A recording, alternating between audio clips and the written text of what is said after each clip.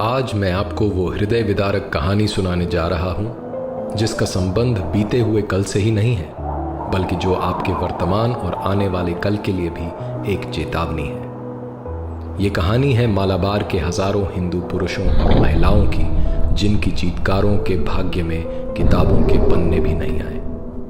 सन 1921 भारत में तुर्की के इस्लामी खलीफा के लिए कांग्रेस के समर्थन से मुसलमानों द्वारा चलाया जा रहा खिलाफत आंदोलन अपने चरम पर था। मुसलमान दुनिया भर में इस्लामिक सत्ता अर्थात खिलाफत स्थापित करने के सपने को साकार करने के लिए पूरी तरह तत्पर थे। जहां एक ओर खिलाफत सभाओं में काफिरों को खत्म करने के लिए जिहाद के नारे लग रहे थे, वहीं दूसरी ओर मोहनदास गांधी के नेतृत्व में कांग्रेस हिंदुओं से हिंदू मुस्लिम एकता के नारे लगवा रही थी। इतना ही नहीं, मोहनदास गांधी और कांग्रेस हिंदुओं को इस्लामिक खिलाफत आंदोलन के लिए धन देने तक के लिए कह रहे थे। मुसलमानों का मजहबी उन्माद पूरे उफान पर था। मुसलमान नेता इस्लामिक देशों के धड़ाधड़ दौरे कर रहे थे और भारत पर हमला करके यहाँ खिलाफत स्थापित करने के लिए उनसे अपील कर रहे थे। जब स्वामी श्रद्धानंद जैसे समझदार हिंदू नेताओं ने खिलाफत सभाओं में काफिरों के विरुद्ध जिहाद के नारों की बात उठाई, तो मोहनदास गांधी ने मुस्कुराकर कहा कि मुसलमान तो ब्रिटिश नौकरशाही के खिलाफ हैं। इस पर स्वामी श्रद्धानंद ने कहा, जब मुस्लिम मौलानाओं के मन में उल्टी भावनाएं आ गई हैं, तो उन्हें इस हिंसा का इस्तेमाल हिंदुओं के विरुद्ध करने से कोई नहीं रोक सकेगा। स्वामी श्रद्धानंद की बात जल्द ही सत्य सिद्ध होती नजर आई। पंजाब से खिलाफत आंदोलन का एक प्रमुख सूत्रधार अल्लाह बख्श केरल के मालाबार में आया हुआ था। उसकी यात्रा में हिंदू मुसलमान एकता प्रदर्शन के लिए उसकी गाड़ी घोड़ों की जगह हिंदुओं से खिंचवाई गई और अल्लाहू अकबर के नारे लगवाए गए। अगस्त 1920 में गांधी ने केरल का दौरा कर वहां खिलाफत कमेटियां स्थापित कराई। केरल के हिंदुओं से खिलाफत आंदोलन के लिए जबरदस्त तरीके से धन भी इकट्ठा करवाया गया। मक्का से पढ़ाई करके आने वाले कट्टर और जिहादी मानसिकता वाले अली मुस्लियार और उसके साथी वरियन कुन्नत कुंजहम्मद हाजी, सीती कोया तंगल, चेम्ब्रासरी तंगल काफ़ी पहले से मालाबार में इस्लामिक राज्य स्थापित करने की तैयारी कर रहे थे। इसके लिए उन्होंने प्रथम विश्व युद्ध में अंग्रेज़ों की ओर से लड़े हुए और प्रशिक्षित पूर्व मुसलमान सैनिकों और युवा मुसलमानों को इकट्ठा किया तथा खिलाफत स्थापित करने के लिए एक खिलाफत आर्मी बनाई। ये खिलाफत आर्मी यूनिफॉर्म और हथियार से लैस थी। ये सभी मुसलमान कुरान पर हाथ रखकर कसम खाते थे कि खिलाफत स्थापित करने के लिए वे अपने प्राण तक दे देंगे। रिपोर्ट्स के अनुसार इस इस्लामिक सेना में 60,000 तक सैनिक भर्ती थे। यह इस्लामिक सेना मालाबार के कई क्षेत्रों में सड़कों पर परेड तक करने लगी। 22 अगस्त 1921 को जमात मस्जिद मालाबार को इस्लामिक खिलाफत का क्षेत्र घोषित करके अली मुस्लियार को वहां का इस्लामिक राजा घोषित कर दिया गया। पूरे क्षेत्र को इस्लामिक शरिया क्षेत्र घोषित कर दिया गया। इमारतों पर तुर्की खलीफा के झंडे लगा दिए गए। एक विशेष प्रकार के छुरे, जिन्हें खिलाफत छुरा कहा गया, इनका बड़ी भारी संख्या में निर्माण कर मुसलमानों में बांटा गया। अब इस शरिया क्षेत्र में बारी आई हिंदू काफिरों की। काफिर हिंदुओं को इस्लाम और मृत्यु में से एक विकल्प चुनने को कहा गया। मुसलमानों द्वारा हिंदुओं पर भयानक अत्याचार शुरू हो गए।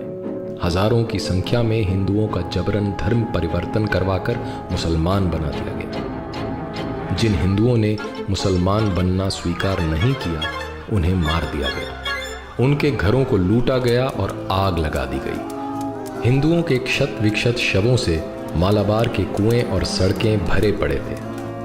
गर्भवती महिलाओं के शरीर के टुकड़े टुकड़े करके सड़कों और जंगलों में फेंक दिए गए।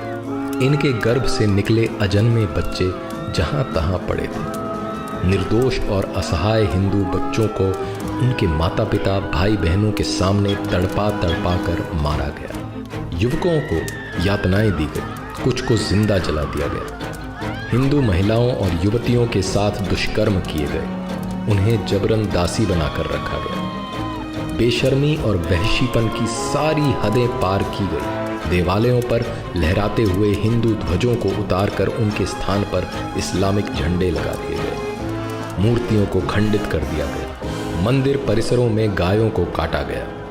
हजारों की संख्या में निर्वस्त्र भूखे प्यासे हिंदुओं को जंगलों में भागकर अपनी जान बचानी पड़ी। एनी बेसेंट और मालाबार की एक हिंदू महिला द्वारा तत्कालीन वायसराय रीडिंग की पत्नी को लिखे पत्र, जिनमें इन सभी अत्याचारों का विवरण है, रोंगटे खड़े कर देते हैं। सर्वेंट्स ऑफ इंडिया सोसाइटी की इंक्वायरी कमेटी की रिपोर्ट के अनुसार इस भयंकर नरसंहार में 1500 हिंदुओं की हत्या, 20,000 का बलात् इस्लामीकरण और लगभग 3 करोड़ की प्रॉपर्टी की लूट हुई। हिंदू महिलाओं के साथ दुष्कर्म की कोई सीमा नहीं थी। आधिकारिक ब्रिटिश रिकॉर्ड्स के अनुसार मुसलमानों ने 10,000 हिंदुओं की हत्या की। शांति और अहिंसा का पाठ पढ़ाने वाले और खिलाफत आंदोलन के अध्यक्ष मोहनदास गांधी का हवाला देकर जब हिंदुओं ने मुसलमानों से हिंसा रोकने की गुहार लगाई तो उन्होंने कहा, गांधी वो तो एक काफिर है, वो हमारा नेता कैसे हो सकता है। जब मालाबार के हिंदुओं के इस भीषण हत्याकांड की खबरें पूरे देश में फैलने लगी तो आरंभ में गांधी और कांग्रेस इससे मुकरते रहे। लेकिन जब छुपाना मुश्किल हो गया तो कांग्रेस सभा में हिंदुओं के इस नरसंहार पर केवल एक निंदा प्रस्ताव रखा गया। निंदा प्रस्ताव मात्र पर तथाकथित राष्ट्रवादी मुसलमान नेता खुलकर और पूरी आक्रामकता के साथ अपने मजहबी रंग में आ गए। मौलाना फकीर, मौलाना हसरत मोहानी और दूसरे मौलानाओं ने निंदा प्रस्ताव का विरोध किया। गांधी और कांग्रेस इन खिलाफती नेताओं के सामने पूरी तरह नतमस्तक थी। जिसने भी हिंदुओं का पक्ष रखा और सही सही स्थिति बताई, उसे देश का शत्रु और हिंदू मुस्लिम एकता में बाधक कहा गया। मोहनदास गांधी ने तो इस हत्याकांड के लिए हिंदुओं को ही आरोपी बता दिया। 26 जनवरी 1922 के यंग इंडिया के अपने लेख में गांधी ने लिखा, मोपला दंगों के लिए हिंदू ही आरोपी है।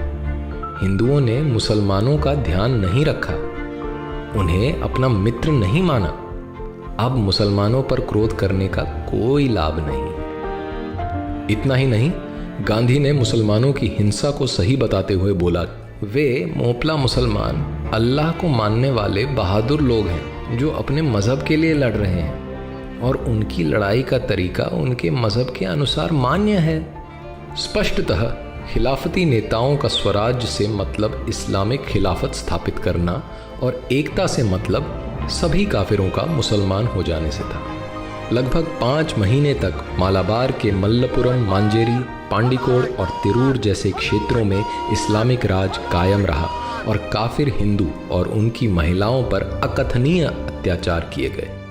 क्योंकि मालाबार के मुसलमानों को मोपला मुसलमान भी कहा जाता है, इसलिए इस नरसंहार को मोपला हत्याकांड, मोपला दंगा इत्यादि नामों से भी जाना जाता है।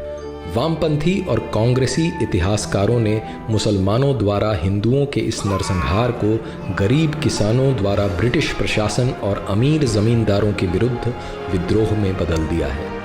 सत्ता द्वारा संरक्षित इन वामपंथी इतिहासकारों ने भारत के एक भाग में इस्लामिक क्षेत्र स्थापित करने और वहां काफिर हिंदुओं के नरसंहार को स्वराज्य स्थापित करने वाला स्वतंत्रता आंदोलन सिद्ध कर दिया है। लेकिन असली इतिहास तो उन हजारों हिंदुओं और महिलाओं के खून और चीत्कारों से लिखा है जो इस्लामिक क्रूरता और नेताओं की तुष्टीकरण की राजनीति की भेंट चढ़ गए।